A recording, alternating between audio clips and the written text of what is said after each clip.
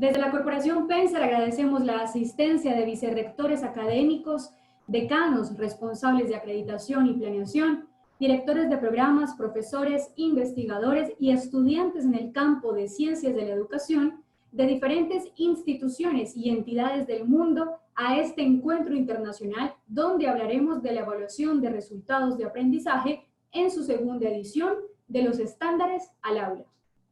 De esta manera damos inicio a nuestra primera conferencia. Invitamos al profesor Jesús, que nos acompaña desde Colombia, con su intervención Supuestos de base de la evaluación centrada en resultados de aprendizaje desde el ejercicio profesoral. En el transcurso de la conferencia, recuerden que podrán ir escribiendo en el chat sus preguntas. Adelante, profesor. Muy buenas tardes para todos. Quiero empezar esta presentación expresando un agradecimiento a la corporación por esta oportunidad de poder compartir y de intercambiar experiencias. Quiero también agradecer a cada uno de los profesores participantes porque están tomando también de su tiempo para poder dialogar en torno de estos aspectos que son tan importantes para la educación superior y que consideramos que a partir de estos espacios pues naturalmente se puede retroalimentar, cada uno de los trabajos que hacemos nosotros en las universidades. Entonces, desde esa perspectiva trataré de hacer mi intervención, tratando de ligar un poco el aspecto institucional en términos de los resultados de aprendizaje y de esta manera entonces establecer algunos supuestos. He determinado la presentación, algunos supuestos de base a la hora de poder desarrollar este tipo de evaluaciones en términos de resultados de aprendizaje. Me voy a permitir en este momento compartir la pantalla para poder ir desagregando la presentación. Entonces, en este sentido, le he querido denominar a la presentación supuestos de base precisamente de la evaluación de resultados o de la evaluación centrada en resultados del aprendizaje, precisamente porque desde esta vertiente nosotros podemos hablar de un claro y franco ejercicio profesoral, por supuesto. En ese sentido, en ese orden de ideas, yo quisiera avanzar en la presentación hablando de por qué estamos hablando desde el campo, por supuesto, de los supuestos, o qué quiere decir un supuesto, o cómo lo entiendo más bien desde esta perspectiva, cómo entiendo la palabra supuesto. Y en este sentido, pues yo quisiera remitirme a, sin entrar en muchas definiciones, pues alrededor de ello, pero sí que es dar por sentado. Son las premisas que basan entonces, o en las que se basa el razonamiento lógico. Y cuando hablo del razonamiento lógico, y sobre todo en educación superior, pues tenemos que ingresar a un campo que es el de la evaluación en educación. Por supuesto, cuando hablamos de los supuestos, quiere decir porque naturalmente nosotros en el entorno universitario, en el entorno de la evaluación en educación superior, hablamos de los supuestos. ¿Por qué? Porque la evaluación es por naturaleza un acto subjetivo, lo hacemos de sujeto a sujeto. Por lo tanto, hay una carga inherente, hay una carga irreductible de subjetividad. Y en este sentido, entonces, yo quisiera arrancar con esta breve, digamos, este breve gráfico que trata de ilustrar un poco esta premisa o este supuesto. Si nosotros fuéramos a medir las dimensiones de una mesa como la que ustedes pueden observar ahí, apreciadas profesoras y apreciados profesores, pues evidentemente hay un instrumento de medición calibrado para ello, que es la regla.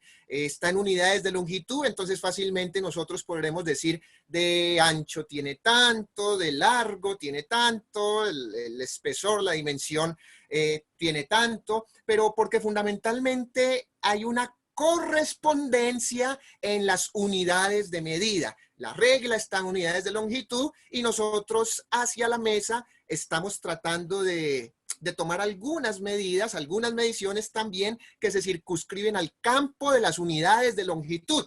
Ahora bien, si nosotros en el lado derecho que ustedes pueden apreciar, este es un estudiante que nosotros tenemos o hemos tenido como profesores en nuestros cursos.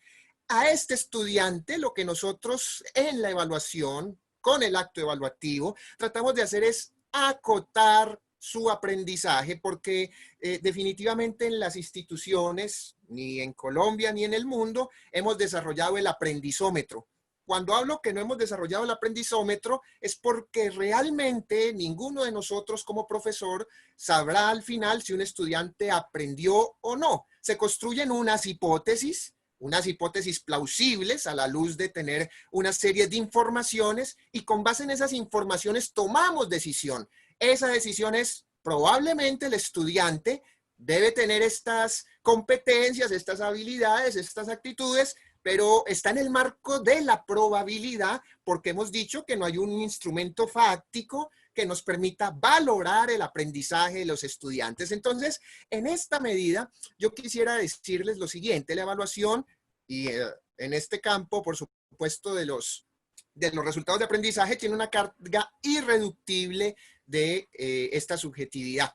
Yo, en general, considero que hay algunos supuestos para trabajar entonces con esta evaluación de resultados de aprendizaje, y cuando hablamos de esta evaluación o de estos resultados de aprendizaje, normalmente entonces aparecen 10 supuestos que claro, como arbitrarios que son también los supuestos, dependerá de cada contexto, de cada institución de educación superior, pero que en general son estos: institucionalidad, coherencia, pensamiento complejo, capacitación, identificación, es decir, que tanto compartimos esta mirada evaluativa en las instituciones, la cultura de la evaluación, la inversión, indudablemente un trabajo por resultados de aprendizaje, como lo hablarán más adelante mis compañeros, requiere una infraestructura, requiere unas inversiones importantes, en la medida en que el seguimiento y el seguimiento pormenorizado, sistemático, pues tiene unos costos que se acarrean. La contextualización, porque no es lo mismo hablar de aprendizajes o de resultados o de evaluación o de medición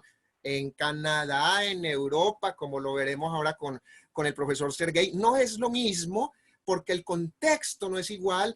El contexto del país, el contexto de la región y, por supuesto, el contexto de la educación o de la institución de educación superior. En este caso, unas instituciones son privadas, otras son públicas, unas son confesionales, otras son de otro tipo de comunidades también. Entonces, cada una de estas cosas va imprimiendo ciertas identidades a la hora de esta contextualización. La gestión del conocimiento, por supuesto, nosotros somos organizaciones, las universidades que estamos, organizaciones centradas en el conocimiento, pero difícilmente podemos nosotros hablar de una gestión del conocimiento, la infraestructura institucional, la tecnología también, y por supuesto todo esto enmarcado en el mejoramiento, que es la base, por supuesto, de los ejercicios de autoevaluación. Entonces, en esta presentación, por efectos de tiempo, yo me he querido concentrar en los supuestos 1, 2 y 3.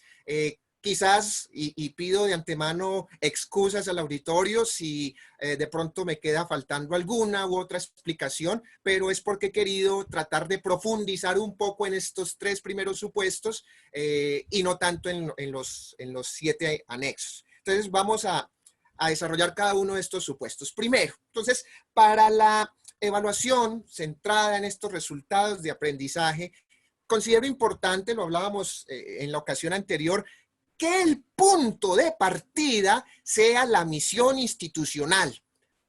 Bueno, entonces no es lo mismo y no va a ser lo mismo hablar de resultados de aprendizaje en el contexto de unas instituciones, en el contexto de unas regiones y en el contexto de unos países. En este sentido, claro está que la misión institucional, esas declaraciones que quizás en las universidades a veces o en las instituciones de educación superior a veces o damos por sentado, o quizás creemos que saber la misión institucional quizás es de pronto memorizarla o poderla en alguna visita, poderla recitar o en fin. No, es más, mucho, mucho más que eso, porque tiene unos referentes antropológicos esa misión institucional.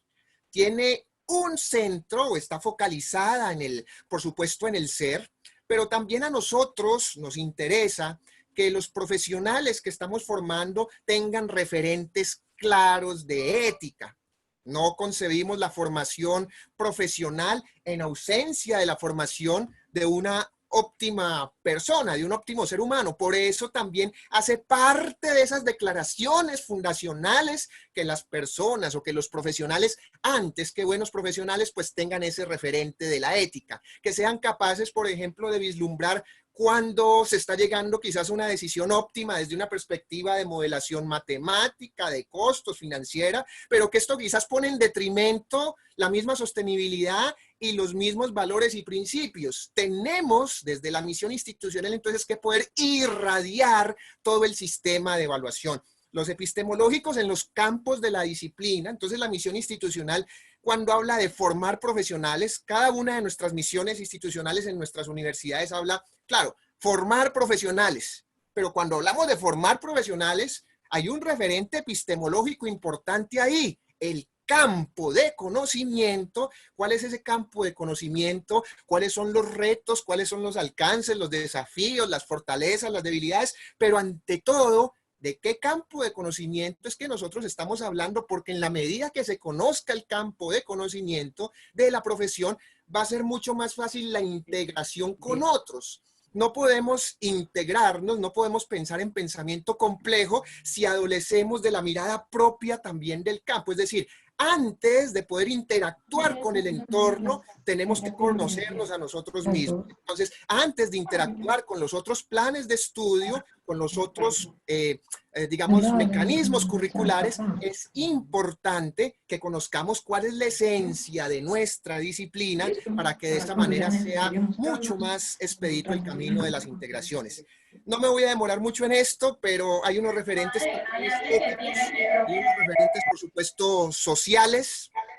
Ya voy a mirar. El centro de lo volver a mirar. El centro en el Listo. ser, las institucionales. Listo, ya voy a volver a mirar. Yo estoy mirando todo el tiempo, pero ya estoy aquí Los mirando. psicológicos, por supuesto, ¿cierto? Entonces, ¿cómo aparece el punto de vista del ser humano, de la salud mental también en esta misión institucional? Entonces, ¿qué les quiero decir? El punto de partida de la evaluación, de la cultura de la evaluación y, por supuesto, evaluación de competencias, enfoque de resultados de aprendizaje, niveles de dominio. Bueno, Ay, no veo a nadie más. adelante. No veo a nadie más. Esto tiene que pasar, por supuesto, por la reflexión de la misión institucional.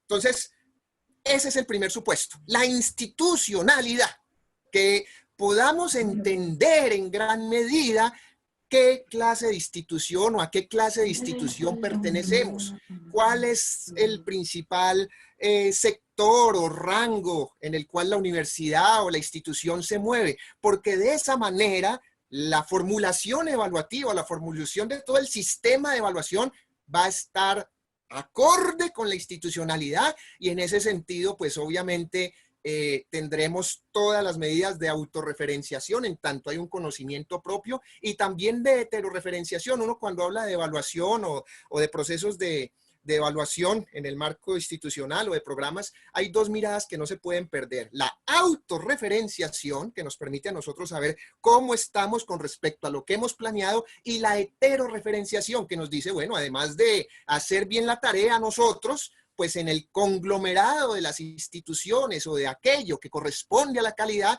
nosotros también estamos haciendo muy buena la tarea. El supuesto 2, la coherencia. La vez pasada me pude alargar un poquito más en este asunto, pero yo les quiero decir esto, mire.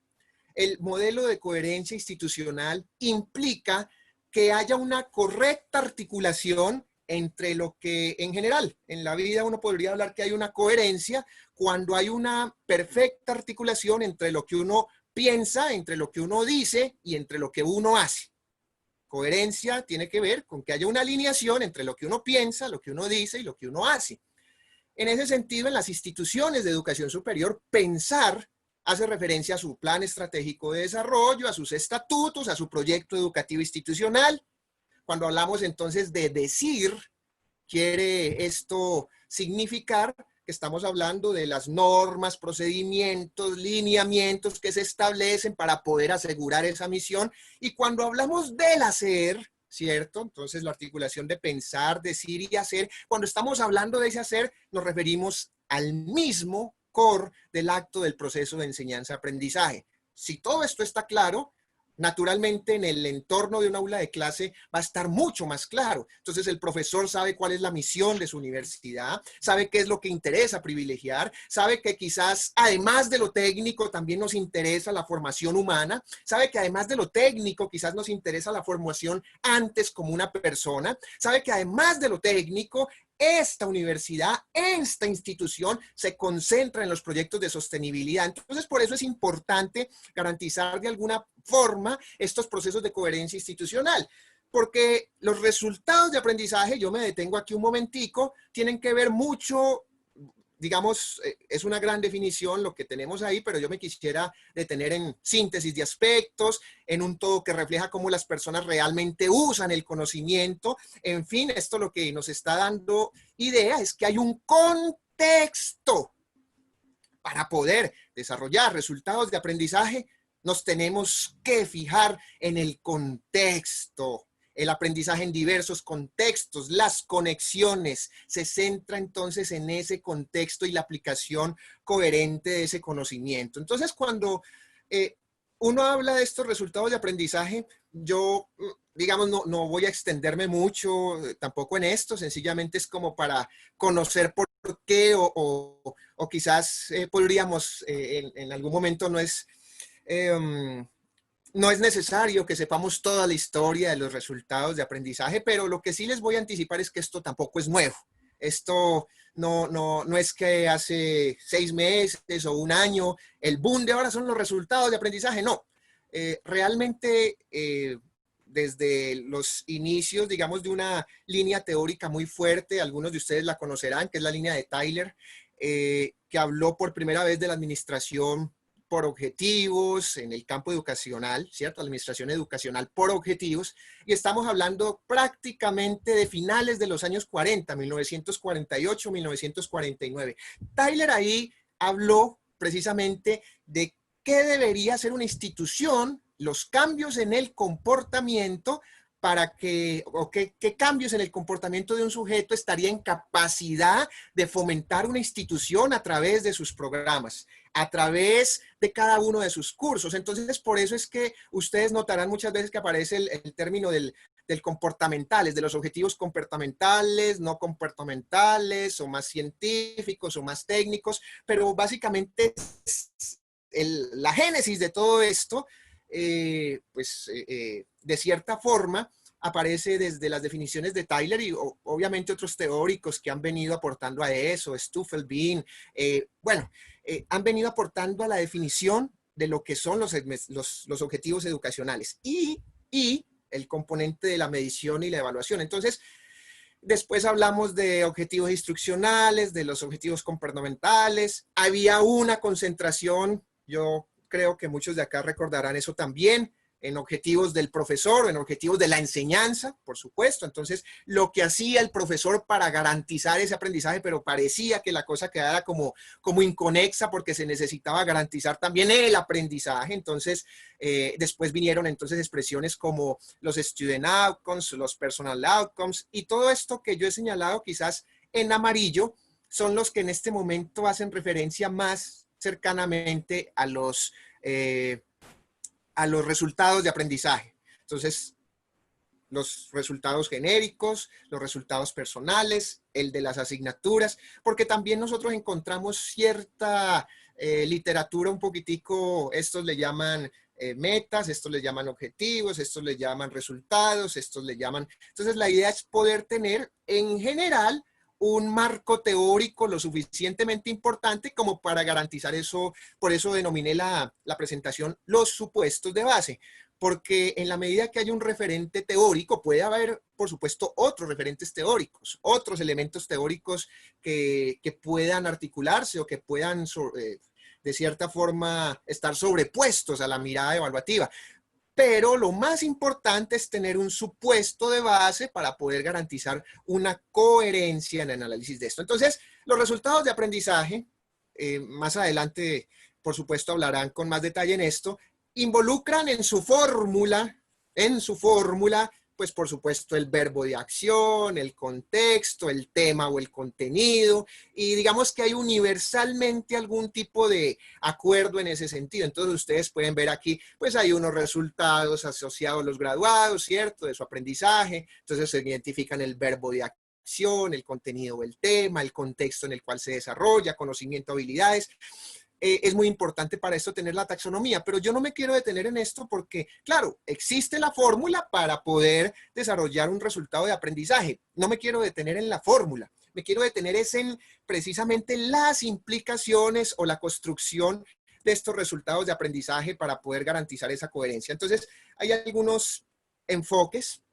Por ejemplo, aquí hemos utilizado una taxonomía, porque para poder desarrollar esos indicadores hay que tener taxonomías. En este caso está la taxonomía solo de VIX, pero también pueden existir la taxonomía de objetivos educativos de Bloom, o la taxonomía asociada al aprendizaje significativo de Fink. Bueno, hay una serie de taxonomías, pero lo importante es garantizar que exista correspondencia de la taxonomía con el proyecto educativo institucional y ante todo con el modelo pedagógico que tengan las universidades. Por ejemplo, acá, entonces, una vez tenemos los resultados de aprendizaje, los campos, los indicadores, los contenidos, las actividades de aprendizaje. ¿Qué quiero decir con esto?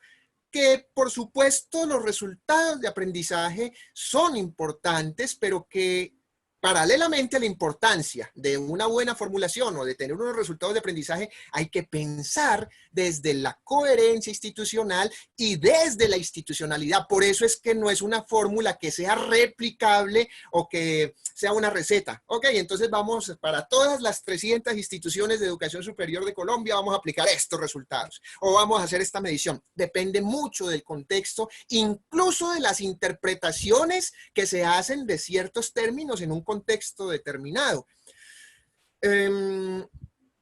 Entonces, ¿qué hacen los resultados de aprendizaje para garantizar su coherencia? Se convierten en los inductores también, esos indicadores de desempeño a través de esos resultados de aprendizaje, en los inductores de la evaluación.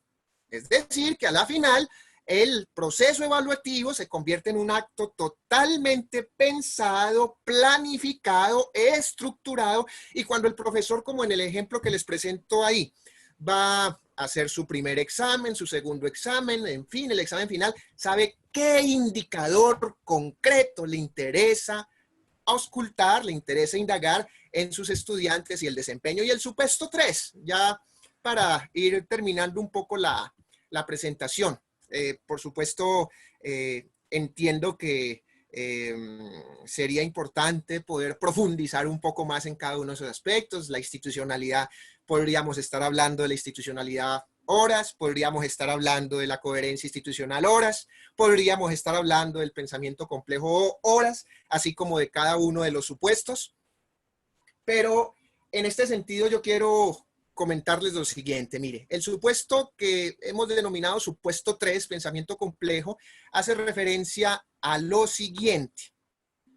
Algunos de ustedes, yo creería que todos conocen a este señor. Este es Edgar Morin, el padre de del pensamiento complejo, algunos textos, los 7 saberes para la educación superior, el pensamiento complejo. Bueno, este señor formula dentro de esos postulados del pensamiento complejo 3 principios fundamentales para la coexistencia de ese pensamiento complejo. Número 1, el principio de la recursividad.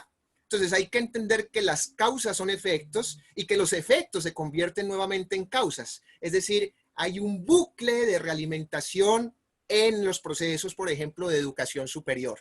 El aprendizaje se desaprende, se aprende, se desaprende, se aprende y vamos en una constante espiral, en una constante recursividad en términos del mejoramiento continuo. Entonces, la causa es efecto y el efecto se convierte a su vez en causa. Pero también hay otro principio que es el dialógico. Cuando Morin habla del principio dialógico, se refiere también a la coexistencia de 2 sectores antagónicos supuestamente para la solución de un problema complejo.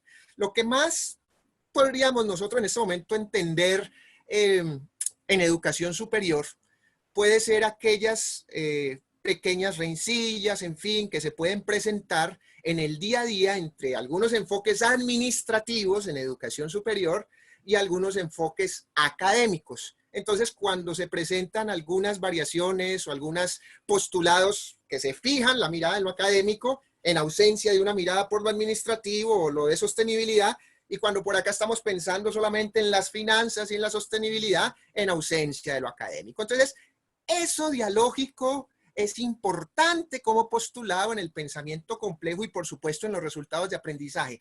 Y el último o el tercero que él plantea es el principio hologramático. Es decir, ese hace referencia a lo siguiente: la parte está en el todo y el todo se encuentra reflejado en la parte. Cuando hablamos de la autoevaluación, por ejemplo, de los esquemas de evaluación, naturalmente que esto se tiene que ver reflejado. Hay unos principios cuando hacemos, por ejemplo, autoevaluación institucional, que esos principios de autoevaluación institucional se ven permeados o más bien se irradian, perdón, en cada uno de los programas académicos. Entonces tenemos los programas que prácticamente cuando hablamos de investigación, cuando hablamos de resultados de aprendizaje acá, con unas competencias genéricas, acá abajo hay unas competencias de programa. Acá arriba, la investigación, los postulados de la investigación, acá abajo, cómo se aterrizan los programas. Es decir, que hay un continuo entre el todo y la parte, y entre la parte y el todo. O lo que en el razonamiento lógico podríamos nosotros hablar de que en estos procesos de evaluación se privilegia tanto el enfoque deductivo como el inductivo.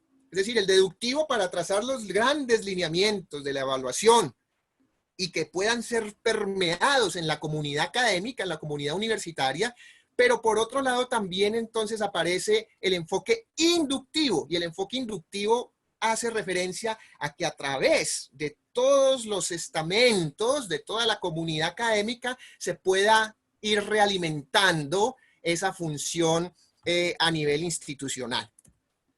Entonces, bien, aquí yo quisiera mencionarles lo siguiente.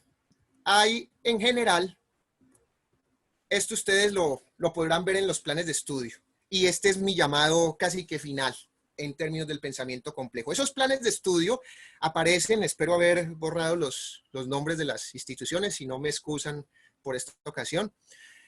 Aparecen en cada una de las instituciones que tenemos. En cada una de las instituciones que nosotros tenemos aparecen estos planes de estudio. Entonces, ¿qué quiero decir con esto? Miren que ha sido una mirada fragmentada de la educación. Ha sido una mirada, cuando pensábamos que lo mejor era que los estudiantes garantizaran competencias técnicas, pero también competencias humanas. Cuando pensábamos que eso era importante en los 80, lo seguimos pensando, parece que la respuesta hubiera sido colocar 2 o 3 cursos de esos ladrillos que ustedes ven ahí, como si el aprendizaje fuera fragmentado. El aprendizaje es complejo, es de interrelaciones. Es decir, que cada vez más tenemos que parecernos a estructuras de esta naturaleza. Es decir, las asignaturas por distintos niveles y más allá de las asignaturas, los problemas deberían tener la capacidad de interrelacionarse, pero para ello requerimos de una fuerza importante en la determinación de esto a través de los profesores. Por eso yo siempre hablo que el éxito de estos procesos de resultados de aprendizaje son los profesores. Los fundamentos y los principios, como en este caso, un breve ejemplo de por qué los principios y los fundamentos son importantes. Si nosotros hiciéramos esas operaciones que están ahí, llegaríamos a la conclusión de que 2 es igual a 1 a través de todos esos procedimientos matemáticos. Hemos hecho lo que normalmente nos enseñaron, cancelar, adicionar al mismo lado la misma cantidad, quitar al mismo lado la misma cantidad, cancelar. Pero ojo, solamente buenos conceptos del manejo de la matemática podrán interpretar el error. De lo contrario, seguiremos adelante. De lo contrario, no veremos cuál es el error. En este caso, hay un postulado que estamos violando, es que si A es igual a B, entonces A menos B es 0. Y cuando se va a cancelar, entonces el 0 sobre 0 es una indeterminación. Quise poner este ejemplo matemático porque de esta manera, entonces, los principios, buenas bases, buenos fundamentos y los supuestos que sean totalmente coherentes con esa visión institucional garantizarán, por supuesto, esa coherencia, esa institucionalidad y ese pensamiento complejo. Finalmente, queridos profesores, ya para terminar con esta breve historia, resulta que en una población cercana, quizás de Colombia, en una población cercana a la capital, entonces empezó a existir una o un incremento en la población. Para ese incremento en la población se necesitaba construir edificios. Lo importante era construir edificios para garantizar que esta gente tuviera dónde habitar. Lo importante es el edificio, recuerden ustedes, como lo importante en las instituciones, en las universidades, es su misión, su proyecto educativo, su proyecto pedagógico, la coherencia y ese pensamiento complejo. Eso es lo importante. Entonces, en esta población empezaron a construir los edificios y se requirieron ladrillos, como ustedes pueden ver ahí. La gente se concentró en los ladrillos, entonces existieron fábricas de ladrillos, gente que hacía control de calidad de los ladrillos, la supervisión se concentró en cero defectuosos de los ladrillos, y fueron más importantes los ladrillos que el edificio. Fueron más importantes esos ladrillos que el edificio que estaban construyendo. Cuando hablo de los ladrillos, puede ser que haya ciertas rutinas en las instituciones que nos pueden hacer de cierta forma algo burocráticos, que nos pueden hacer de pronto en algunas ocasiones perder el foco de lo fundamental, y lo fundamental, o con lo que yo me quiero despedir esta tarde, es que lo fundamental es el proceso educativo y es el proceso de enseñanza-aprendizaje. Muchísimas gracias, y ahí están también los datos de contacto en caso de seguir realimentando pues esta discusión. Básicamente eso era lo que quería presentarles para hoy. Me demoré unos 2 minuticos más del tiempo, pido excusas por ello. Muchas gracias, profesor Jesús, por su importante intervención. En este momento daré lectura a algunas preguntas que hayan sido enviadas a nuestro chat. Pueden escribir sus preguntas al chat en este momento.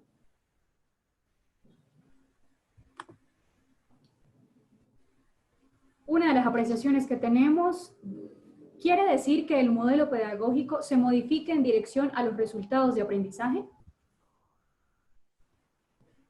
Yo diría que primero que todo es una pregunta muy interesante la que hace el profesor o la profesora, porque lo que de alguna manera he querido manifestar es que los resultados de aprendizaje respondan a ese modelo pedagógico. Es decir, el punto de partida es el modelo pedagógico, el proyecto educativo institucional, la mirada a largo plazo de la institución, la que debe quedar plasmado en el componente evaluativo para poder tener una coherencia entre lo que se planea y lo que efectivamente se ejecuta, y su correspondiente mejoramiento, que es a lo que hace referencia en los procesos de autoevaluación con o sin fines de acreditación. Entonces, más allá de pensar en modificar los resultados de aprendizaje, o más bien que los resultados de aprendizaje tengan un impacto en el modelo educativo, ¿cierto? Más allá de pensar en esa relación